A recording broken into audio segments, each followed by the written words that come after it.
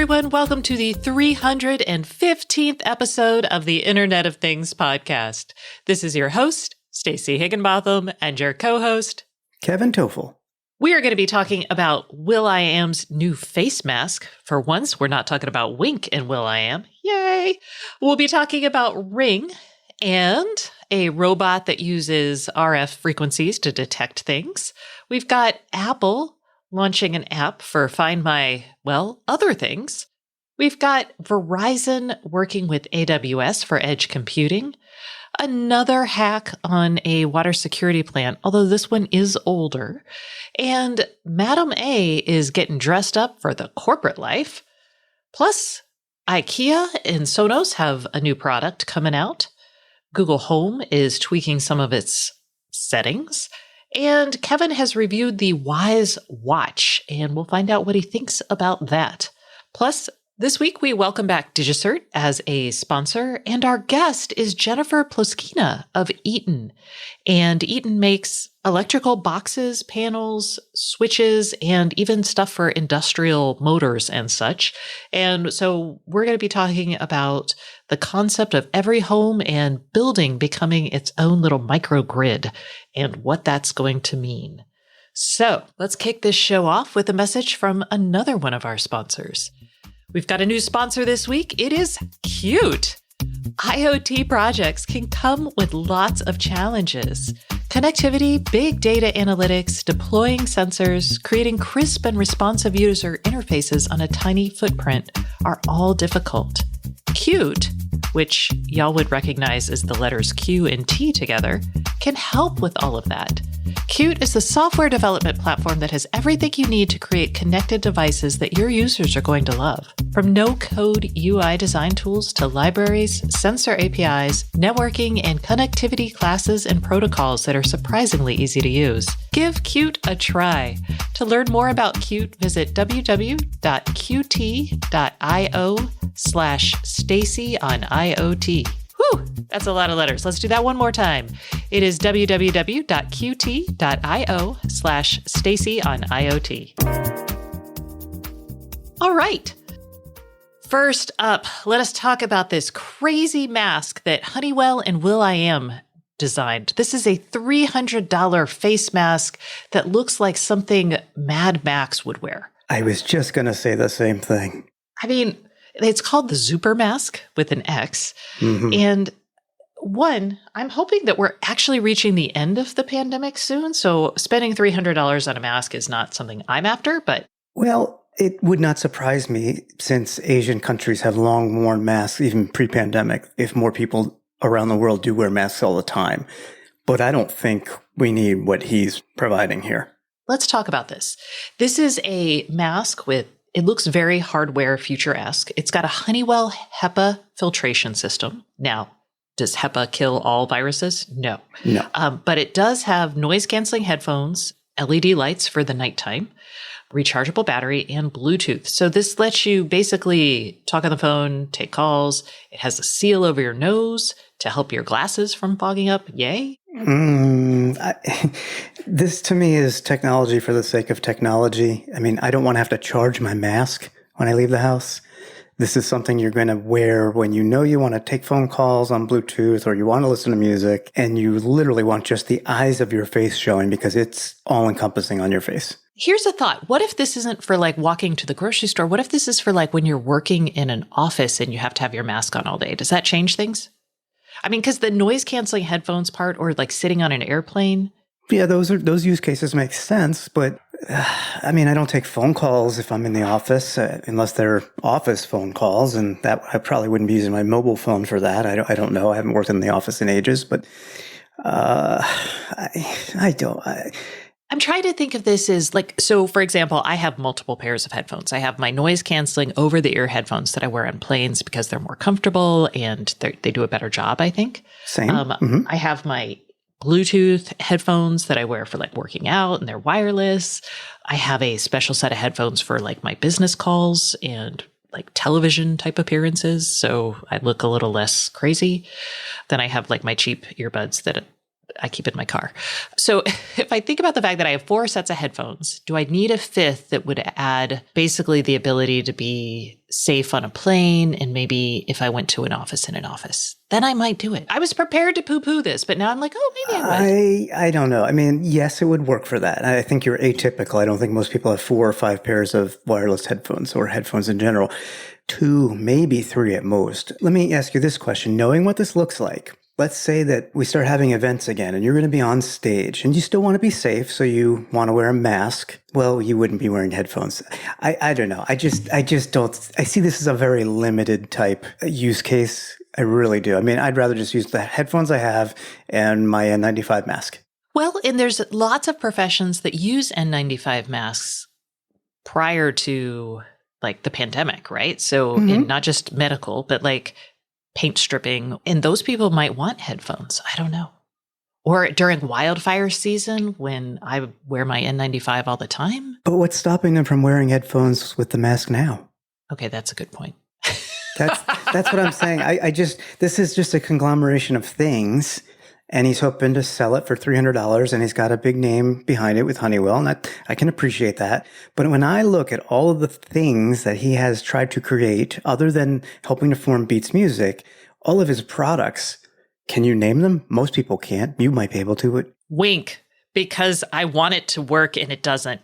Yeah, Sorry. he bought Wink, but he created smart jewelry. Supermask, I think, will go the same way. I just do. Perhaps in a country that wears these all the time, even when it's not a pandemic. Let's see if this takes off in Asia. Then maybe. All right, we'll see. $300. Blah. I mean, you look like a Tusken Raider from Star Wars in this thing. It is definitely, it has an aesthetic, and that aesthetic is, the future is very dystopian. The future sucks. Okay, speaking of the future, let's talk about one of my favorite futuristic smart home technologies, radar. Ring is adding radar. It added it to the video doorbell that we talked about a while back, and now it's adding it to its floodlight cam just to let you have a better view of your home and see the route that somebody takes to get to your home. Yeah. I'm like, I don't know what else to say. It's good for that.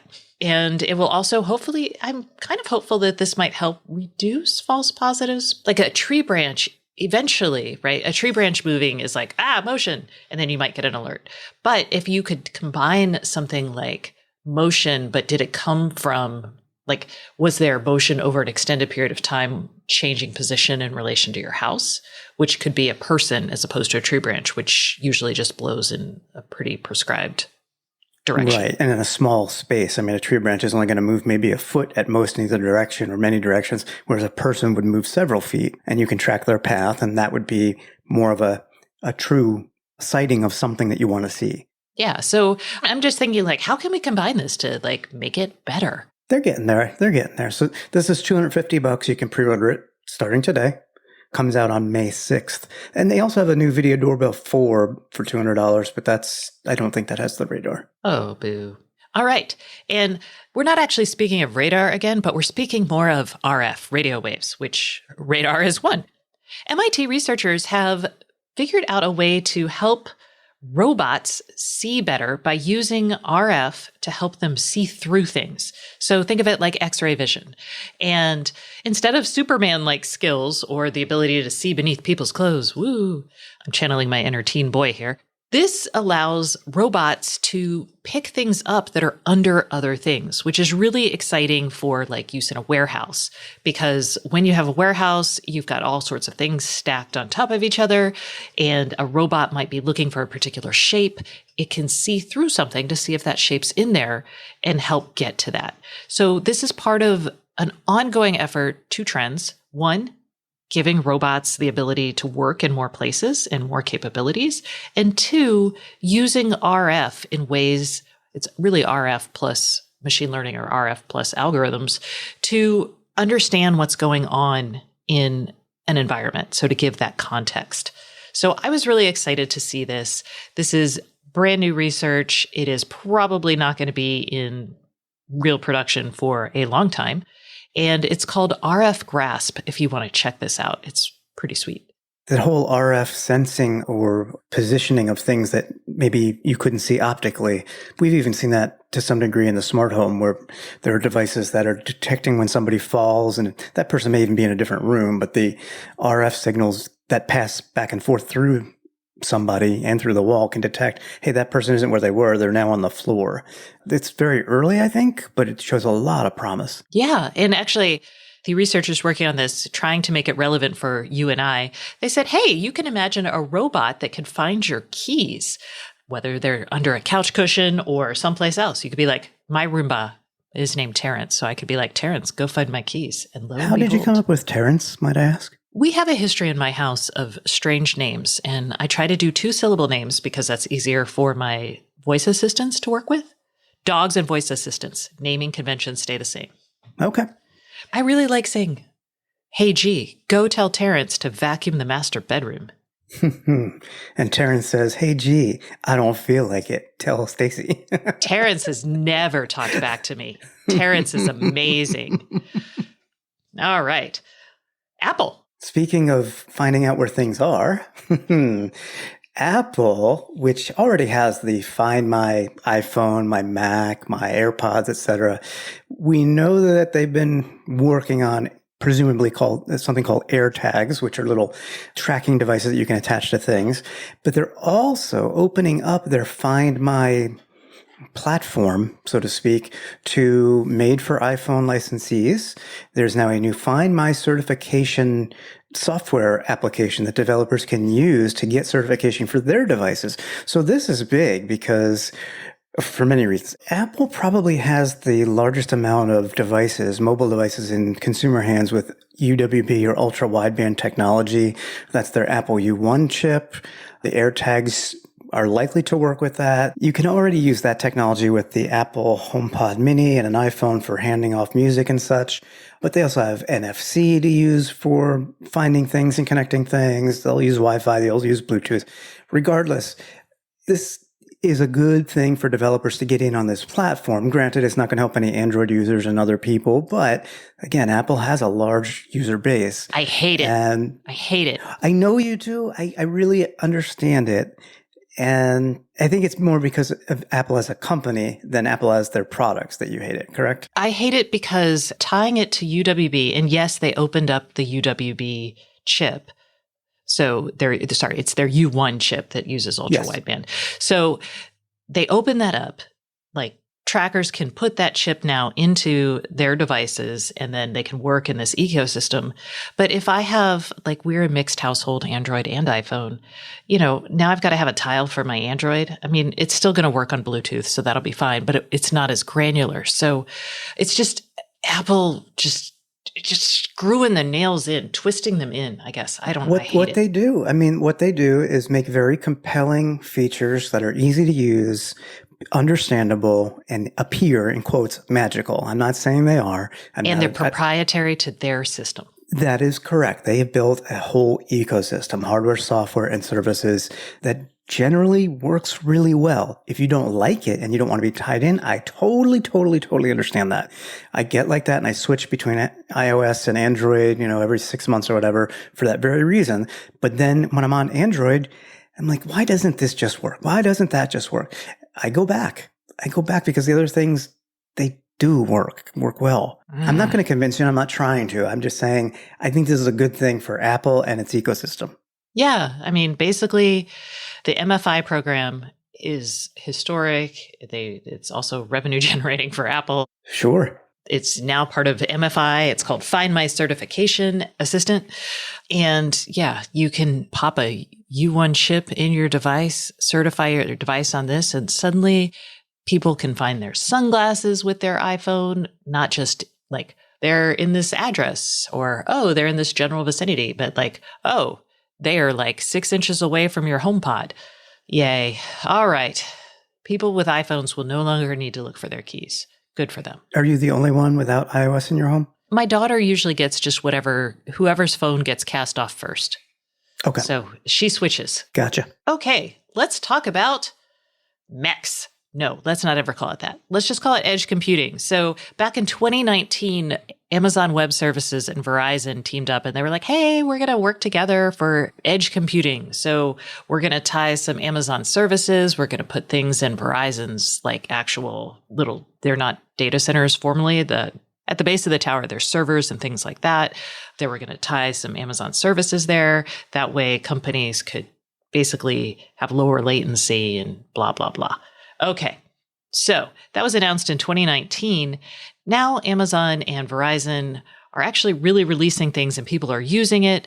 Amazon AWS Outpost services are now tied into Verizon Business's edge computing platform, and Corning is going to use it in their factories to handle their edge computing needs for self-driving vehicles and the robotics, which is actually pretty cool because a lot of this has been very theoretical for a while, and now we have use cases that are sort of real. I don't know how many self-driving vehicles Corning uses in its factories, but yay. The other news about Verizon that's worth mentioning is that they've finalized their plans to shut down their 3G cellular networks. And this is important for the IoT because lots of devices and gateways out there in the IoT actually use 3G radios.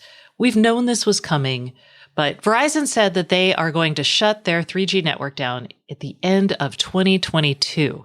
Originally, this was going to be 2019, but people were very upset. Verizon kept extending it. They had announced it back in 2018. So we have definitely written about what happens at the end of the 3G networks. AT&T has also said that they're shutting down their network. That network is actually shutting down February of 2022. And T-Mo is going to shut it down in January of 2022. I will say that I have a 3G modem in my car. So my Tesla has a AT&T 3G modem. So next February, I don't know what's going to happen. Hopefully it's a modular design. It is. It is a modular design. I can replace it. But, it's going to be a $500 upgrade or maybe more.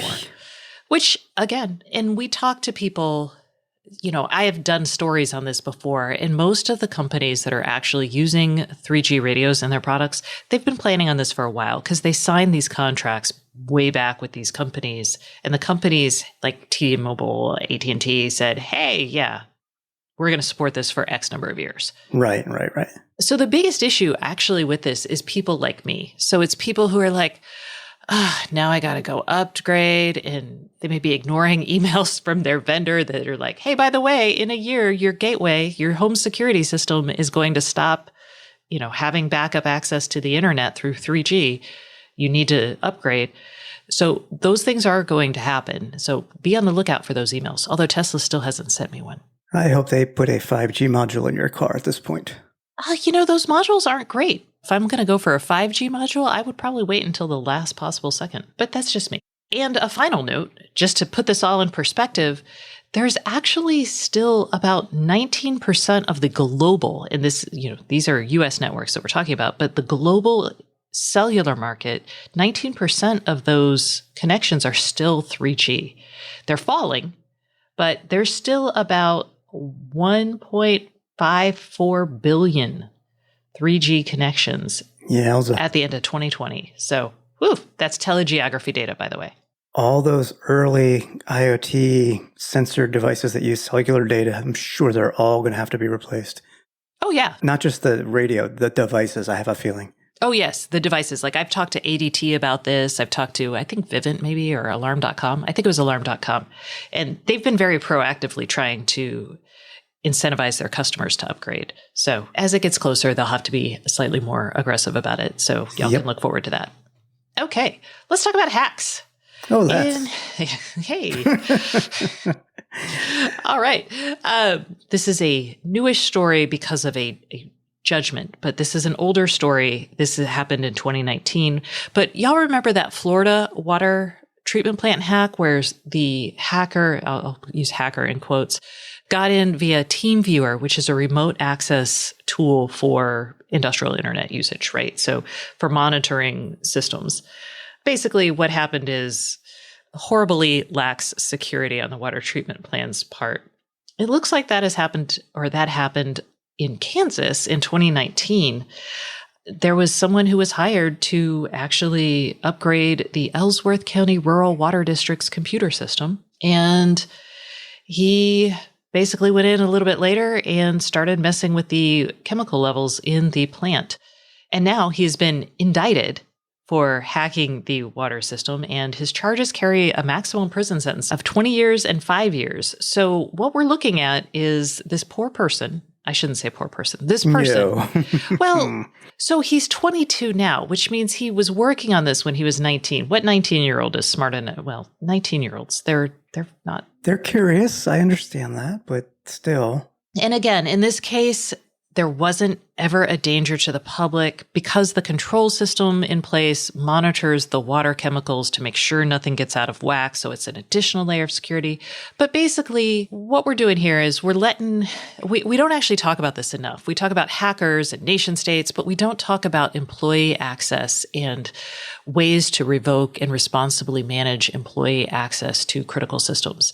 And I say that both in the industrial space, but you even see it in things like Ring security cameras when employees have access to kind of the God view, right? Mm-hmm. So when we talk about hacking, we think actual hacking and playing with code. Yeah, it was like playing with code or physical access to things. But what we're not thinking about is I had legitimate access, and because a company was just not careful enough, I continued to have it, or my password settings were shared among many employees, or just bad practices. We really need to focus on that. So every system that is similar to this in terms of utilities or, is a public system really ought to have at least like either the YubiKeys or some other two-factor authentication, quite honestly. Yeah, I'm with you. And everybody should have their own individual passwords. And you should be very, very conscientious about revoking access to those when people are no longer employed there. Okay, let's get some news briefs in here. Madam A is going to your office. You might not be going to. You might not be going to your office, but Madam A is. Amazon has announced knowledge skills for Madam A for Business. And basically what this is, you can build out templates called a knowledge skill, and it lets you teach Madam A things about your workplace, like where the conference rooms are or when big events are. How do you log into Wi-Fi? So we have these in our home. I know that I used to build a skill for like my babysitters, like how do I use the remote control? And Madam A would tell her. But now you can have people's directories. You can have, how do I log into Wi-Fi? Where's the conference room? You could have it for events, like when is the keynote? So that's it. Where's the bathroom and where's the food? Yeah, give me food. All right, moving out of the office back into your home. IKEA is working with Sonos on a speaker built into your picture frames. We're going to do the reverse here. I was actually kind of down on this, but now the more I think about it, the more I like it. We know that IKEA has a symphonisk. Is that how I say it? Symphonisk? I think like symphony, and then we make it Nordic. Oh, yeah, okay. Well, whatever it's called, they have the bookshelf speakers. They have the table lamp with the speakers integrated, and it's a collaboration with Sonos. I really never looked into these because I don't need another lamp and I don't need bookshelf speakers. But if I could have the speaker integrated in with wall art, now I have a nice looking room when the TV is not on. When the TV is on, you don't see the speakers, but you can hear them. So I'm really intrigued by this. Yeah, I'm all about, hiding functionality into other functionality. Like masks. No, just kidding. No. Okay, baby. All right. Google Home app is getting some new things. One, you're going to be able to control your Google Wi-Fi from it. So the Google Wi-Fi app is going away. It's going to become part of the Google Home app. They've added features to the Google Home app to make it feel more robust for Wi-Fi. So that shouldn't be terrible news. And then the Google Home app is also going to it's adding customizations to your feed, which, Kevin? Yeah, I don't really use the recent events feed in Google Home that much, but for those who do, you kind of get inundated with a bunch of stuff that you probably don't care as much about. What is reportedly happening, and this is from a viewing of some upcoming code for the app, you're going to be able to customize those feed settings. So if you want to see all the Wi-Fi events, you can just see those. Or if you want to see camera events only, maybe you don't care about the door opening and closing all the time, you can remove that. So, not a major change, but I think it's welcome. And now let us talk about the Wise Watch, Kevin, that you've been trying out. What do you think? Okay, I'm probably going to catch a lot of heat for this because it is a $20 plus shipping and handling health tracker / smartwatch. But to me, it's not even worth the $20 for most people. I'm just going to come out right up front and say it. It's the Wise strategy of a low-cost, basic product. But this is too basic to me. And I know I'm spoiled. I've tried a gazillion different smartwatches and trackers, and I currently wear an Apple Watch 6, which is 20 times more costly. But I find this watch, which looks like an Apple Watch on the outside, to be very laggy, to be very limited in what it can do.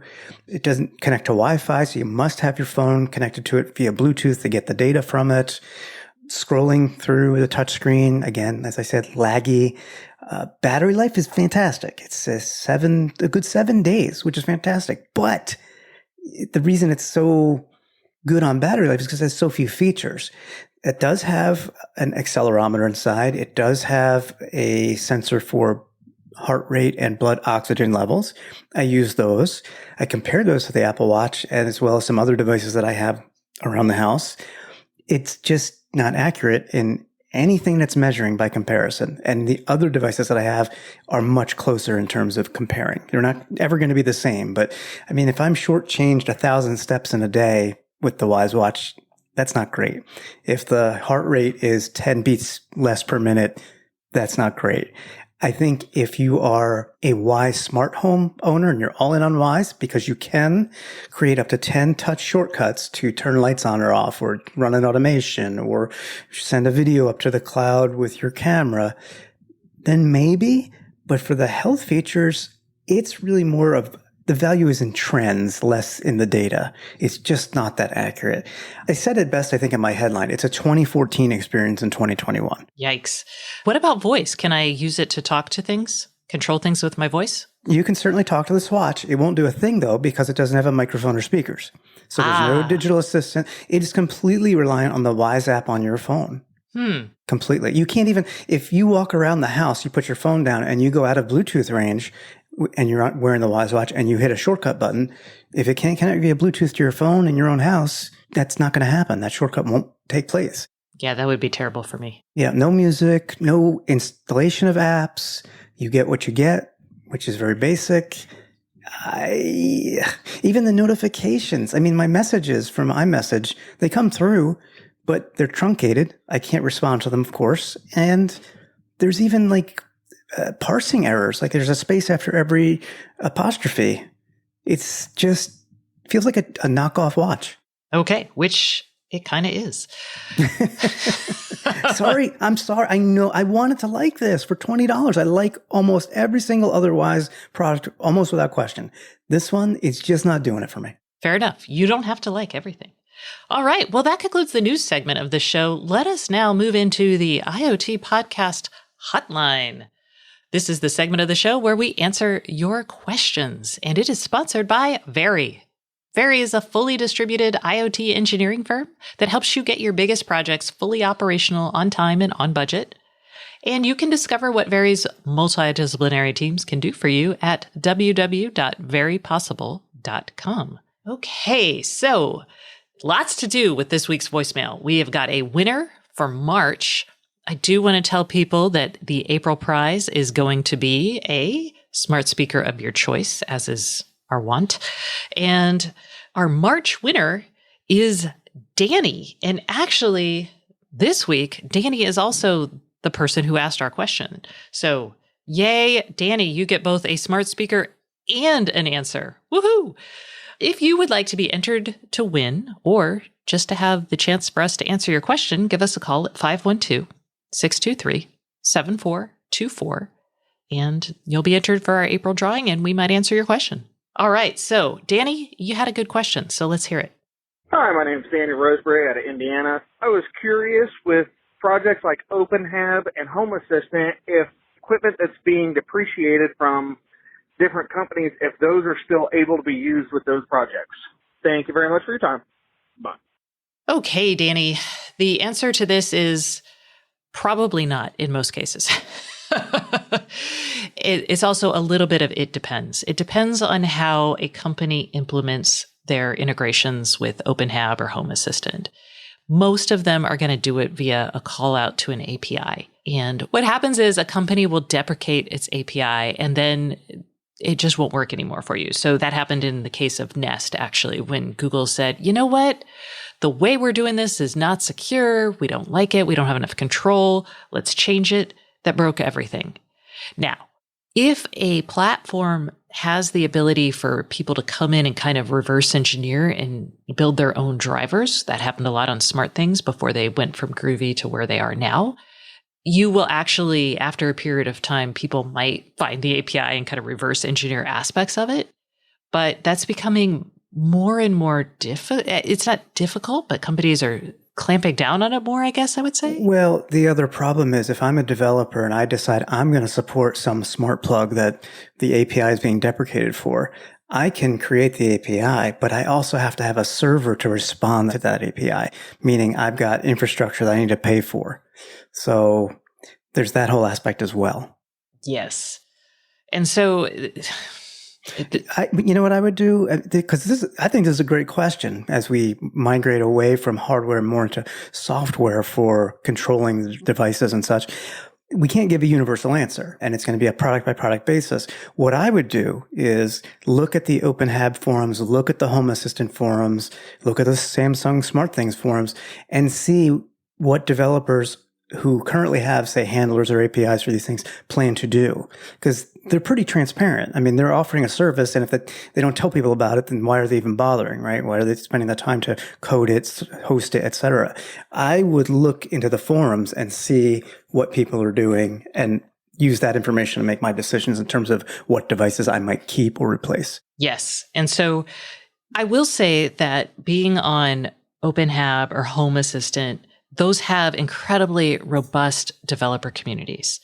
And developers who are frustrated with like SmartThings or more traditional, maybe mainstream user platforms, they tend to go there and spend their coding chops and working with these systems. So you're more likely to find someone who's willing to, duct tape things together on those platforms. These are typically people who have the same devices you do, and they rely on them, and they have the coding skills to keep them alive, essentially. And most of the effort is open source. They're not looking for money. They're not looking for recognition, but they're looking to keep their products alive, in which case you can kind of piggyback on them to keep your device alive, hopefully. Until they don't. When they get rid of that device, you might be out of luck. All right. Well, Danny, congratulations and thank you for an excellent question. Please, if you guys want to be entered to win, give us a call at 512-623-7424. And that's about it for this segment of the show. So please stay tuned for our guest, Jennifer Ploskina of Eaton. We're going to be talking about basically turning your home into a little mini power plant. And you'll hear from this week's sponsor, Digicert. Hey everyone, we are taking a quick break from the Internet of Things podcast for a message from our sponsor. This week's sponsor is Digicert, which is a global provider of PKI and digital certificate management, which provides scalable identity authentication, encryption, and integrity for securing connected devices and users. And from Digicert, I have Mike Nelson, who is the VP of IoT Security. First up, what are some of the biggest IoT security challenges that you see companies facing today? Yeah, I think we see three common vulnerabilities across all IoT devices in different industries. And the first one is lack of authentication systems that are able to scale to meet the volume of devices that are being deployed. The second one is a lack of encryption of data. IoT devices are collecting data. A lot of that is confidential and it needs to be secured. And then the third vulnerability is around integrity. As manufacturers are sending updates to devices, making sure that firmware packages, code, any data has integrity associated with it. And so why are manufacturers turning to public key infrastructure to solve some of those challenges? Digicert is the largest provider of public key infrastructure, or PKI-related products and services globally. And PKI really at its core is about leveraging digital certificates for things like certificate-based authentication, certificate-based encryption, using digital signatures to sign data to ensure that there's integrity associated with it. It's good for product security teams because it allows them to address those common vulnerabilities or core challenges that we've discussed. So how does Digicert help security teams implement scalable PKI for their products? We work with organizations in the design and architecture stage to make sure that they're architecting the PKI in the right way. But we also have very robust products. Digicert has built the IoT Device Manager on our Digicert One platform to specifically address the growing challenges of using PKI within an IoT ecosystem. This manager is the most modern, flexible, and scalable PKI infrastructure on the market. As the number of connected devices grows for manufacturers and the device and certificate management challenge begins to increase, automation becomes so important for them. And our platform completely automates the entire lifecycle of certificates. Our platform is flexible. We can deploy on-premise or from the cloud. We can even host environments for our customers. The platform is also built upon a container-based and cloud-native architecture, which allows manufacturers not just to address the challenges that they're dealing with today, but also to look into the future and rest assured that they'll be able to meet those demands. I'm confident in saying that IoT Device Manager will allow any IoT manufacturer to rapidly deploy completely automated PKI in a variety of ways to meet all of the demands that they have within their organization. All right, thanks, Mike. And where can we go to find out more information about Digicert? Yeah, your listeners can learn more about the IoT Device Manager by going to digicert.com.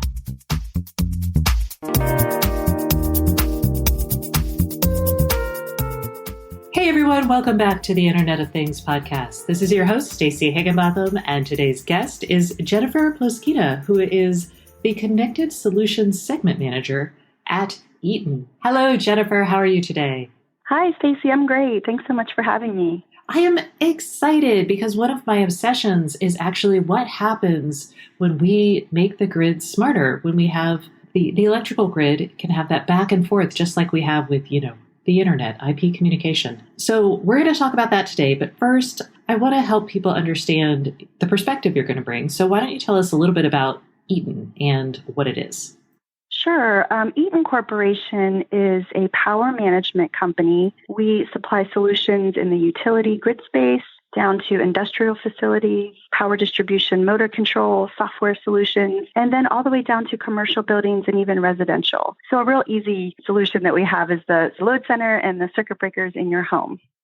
Got it. And y'all actually just introduced we call her Madam A. It's Amazon's Echo, Amazon's digital assistant. Y'all just announced a connected Madam A powered light switch. So we're familiar with that. So let's get started with this idea that we're going to be both consuming power in our house, but we also might be generating it. There's the excitement about things like microgrids and neighborhoods and things like that. And what it means when our devices can kind of mediate their demands with the demands of the grid. So what is y'all's perspective on what y'all call the home as a grid?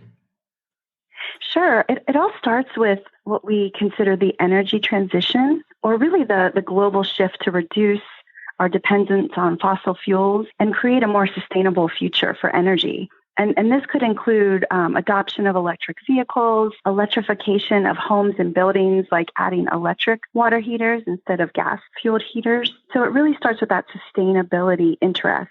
And so as energy flows through the electrical grid in more directions through more devices than ever before, we have to think about how that increase in demand can be mitigated with things like behind-the-meter solar panels or battery storage or even electric vehicle batteries. We're looking at opportunities where we not only consume the power, but have the opportunity to generate power ourselves. And that's what we consider our home as a grid concept. So Eaton is working to build solutions for residential customers as well as utilities to benefit from these renewable technologies. And we're talking a lot. Actually, I'm very excited because finally in 2021, we're hearing a lot about electrification tied to the home. So we're thinking about things like, hey, maybe there are legislations saying, hey, no more gas stoves in homes or gas fireplaces. We're also seeing it in cars, the need for an electric vehicle fleet. But I do worry that the demand on the grid, both in terms of do we need more power plants? But also the demand on the home grid. Like, I don't know how many kilowatts come into my house, but that kind of upgrade is kind of intense. So talk to me about how we can, I guess, electrify without updating too much of our current infrastructure, or do we need to really invest there as well? Yeah, in fact, that's the benefit of this home as a grid approach. So as your electricity demand increases with your EV charging and your electric appliances, we can build generating sources at the same time to offload some of that utility power that would have gone up. So that's the idea of allowing homes, buildings become their own grid, and you're really mitigating that higher demand over time. So what are the challenges to implementing this? I feel like it's really exciting, but I'm also like, I don't have a battery stuck to my home. Well, I guess I have an electric car that you could suck from, but still. Yeah, there are both technical and business challenges. Technically, when you're talking about bidirectional power flow, that's different than what we're used to, right, from the centralized grid. And so if homes or buildings are pushing power back to the grid, you have to think about how to do that safely. And then on the business side, we have to think about how can we collaborate with other partners in the space. It can be really complex, a lot of players. At Eaton, we want to make sure that we're soliciting information, feedback from the market, as well as collaborating with partners like utilities, smart home ecosystem players, solar and battery storage installers, and equipment providers. So that collaboration piece is going to be key to make all of this work. Okay, I want to go back to this bidirectional power flow issue from the tech side. What is the issue with bidirectional flows? And is this something that has like physical needs, like with the type of wiring? And then I think there's probably also a software layer that kind of can control what's using the electricity. I don't know. Well, when you're putting power back onto the grid, you have to be careful about synchronizing with the utility power. So there is technical challenges to doing that. We actually have a product called the Energy Management Circuit Breaker that facilitates that bidirectional power flow, whether it's from solar, battery storage, or even your EV. So that's what's really important, the safety aspect, making sure you're synchronized with the utility power. There are a lot of companies who have been interested in the past or are currently trying to, I guess, get into what I think of the energy management in the home space. And this might be Microsoft, it might be Google, it could be like a new upstart. I'm very curious how you're thinking about both what Eaton has to offer here and then how you might work with them. Yeah, we actually already partner with a number of these tech companies, Amazon, Alarm.com, and they actually look to us to provide the expertise around power management. So the circuit breakers in your home, the safety aspect, the cybersecurity aspect. So there are elements of collaboration across our longstanding power management company and the newer tech companies that seems to be working out really well. How does this look when I try to put it in my house? We have a product called the Energy Management Circuit Breaker that was built on the same form factor as breakers that exist today. So with a load center in your home, you can switch out a regular, what we call thermal magnetic or non-smart breaker with this smart breaker that can then be used to integrate a battery storage system, or if it's an EV, electric vehicle version, charging your vehicle and providing all the intelligence required to do that. And then as we partner with, say, a smart home ecosystem like Alexa, we pull data in and we share it through the app. And similarly, our wiring devices, our light switches, our receptacles, we use those for load control. And in the Alexa app, for instance, you can turn these devices on and off based on if you're running on storage at one point and you want to reduce some of your load, you could do that with our products as well. I feel like that should ultimately be automated or something. Like I'm just thinking about like when my power goes out, it's usually kind of a crisis. So I'm like, I'm not automatically like, oh, yes, I need to go to the app and turn off this when the battery starts up. Yeah, I think as technology evolves, more and more automation. Right now, you can use schedules in your smart home system, right? You can set up if this, then that type of routines. But I think as technology evolves, especially with the backup power side, you're going to see more and more opportunity to automate how your power flows when the power goes out or something else happens. I'm focused on when the power goes out, but there's also this idea of real-time pricing and changing what people pay based on the demand on the grid. And I think we don't talk enough about that possibly. So I'd love to get your take on kind of how economics can drive incentives, or maybe it shouldn't. I don't know. What do you think about that?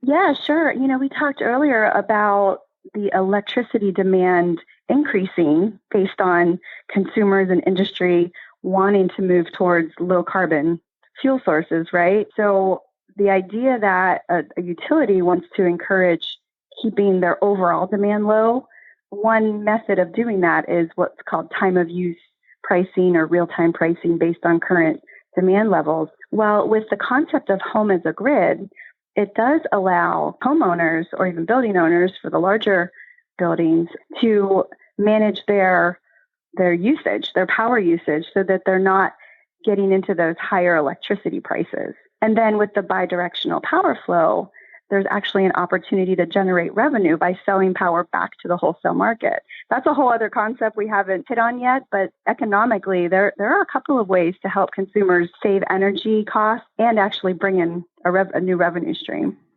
Crazy. All right, let's move it out of the home and let's talk about the commercial environment. And maybe there's an opportunity for revenue there. Who knows? So what changes when we start talking about this in the context of commercial buildings or industrial buildings? Yeah, one of the biggest use cases we found is going back to electric vehicle adoption. So like, for instance, in Europe, we just announced our Buildings as a Grid solution set, where we're offering the ability of a building owner to add in their EV charging stations, which increases electricity demand, right? But without having to upgrade their power infrastructure by using solar as a backup, battery storage, and then software to manage the whole system. If you think about it, it's exactly what we just talked about in the home situation, right? How do we make sure the grid isn't overloaded? Well, with solutions tied to the home as a grid or buildings as a grid, we really serve that market need. One of the things that you keep talking about is, this idea of generating your own power or creating a mini power station and possibly feeding that back into the grid. As a consumer, I have an electric vehicle, for example. So that feels like a battery that might go back into the grid, although I don't know if I really want that. Do you think that more people are going to be putting solar panels or adding batteries to their homes? Yeah, we actually see market trends in that direction. And some of it is tied to regulatory areas like California, for instance. I believe it was their 2020 code, the CEC, that requires solar on all new builds tied to energy efficiency. And then again, with the new infrastructure package with the U.S. government in the U.S., we see more and more opportunity and trends that will increase that adoption rate. I live in Seattle, and it's just not sunny enough for solar. That's right. And in fact, in California, there is an exception if you don't have good sun, which makes sense, right? It's all about, using the sun to power your home. That's good to know. Yes, I'm like, I wish I had good sun. Okay, let's talk about an issue that is also becoming more apparent, which is cybersecurity. As we connect our homes to utilities, and as we bring our utilities onto the internet, there's a lot of risks associated with that. And how are y'all working with both your products and your partners to help ensure that things are secure? Yeah, my job is connected solutions in residential and commercial markets. So we just inherently take cybersecurity as the most important aspect of what we do.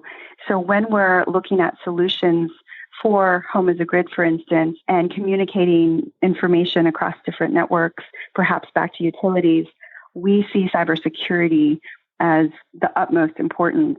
At Eaton, we've actually built out our own internal cybersecurity practice, and we partner with UL, which is the main code body that governs all of our products. We have several UL 2900 labs that support cybersecurity testing. And as we work with our partners, we have very strict protocols and processes to ensure that the data is protected, access is protected, and everything we do is safe and secure.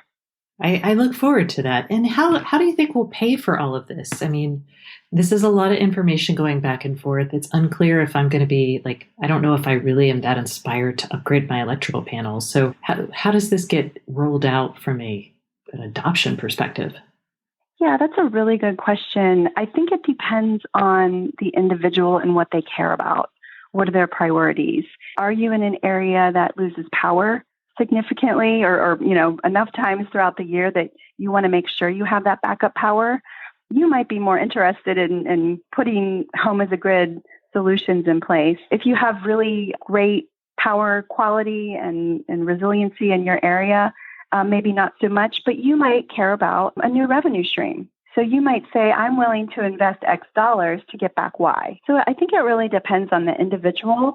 And I also think that as technology, evolves and improves and expands, you'll see a lot more affordability in solutions around solar and storage and making your home a real grid. I cannot wait. It is so exciting. Okay. And so if I'm sold on this and I'm excited, it sounds like right now your products work with Amazon's ecosystem. Do they also work with Google's ecosystem or HomeKit? Yeah. So as we develop smart solutions in this space, we take a pragmatic approach to our development. So our initial entree into the market with our Wi-Fi, light switches and dimmers and receptacles is a frustration-free setup with Alexa, actually. And you mentioned earlier, our voice dimmer has Alexa built in. But then we also look at all the different ecosystems and develop integrations as we move along in the development cycle. Got it. And I have high hopes for projects like Connected Home over IP that might help standardize some of this. So maybe you won't have to do all that work. Exactly. And that goes back to the collaboration piece.